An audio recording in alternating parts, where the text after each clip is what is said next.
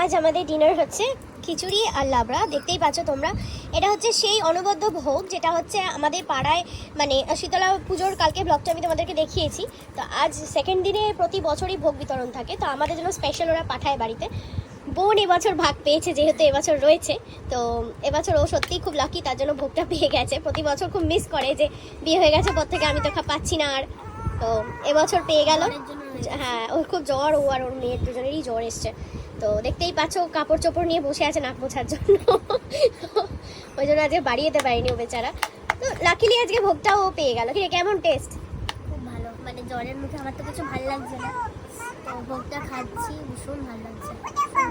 এই ভোগের মানে বলতে হয় যে মায়ের ভোগ অসাধারণ টেস্ট। এমনিতেই আমরা এমনিতে এখন বাড়িতে খিচুড়ি বানাই, এতটা টেস্ট হয়তো হয় না। এই ভোগটা খেতে আমাদের ঢাকুরিয়া মানে অঞ্চলের প্রত্যেকে আসে এই সেকেন্ড দিনে, ভীষণ ভিড় হয়, তার মধ্যে থেকে স্পেশালি আমাদের বাড়িতে দিয়ে যাওয়া হয়। তো সত্যি ভীষণ ভালো লাগছে আজকেও এটা দেখাতে তোমাদের। তোমরাও পারলে পরের বছর থেকে যারা আমার ব্লগটা দেখছো চেষ্টা করো এখানে এসে ভোগটা খাওয়ার।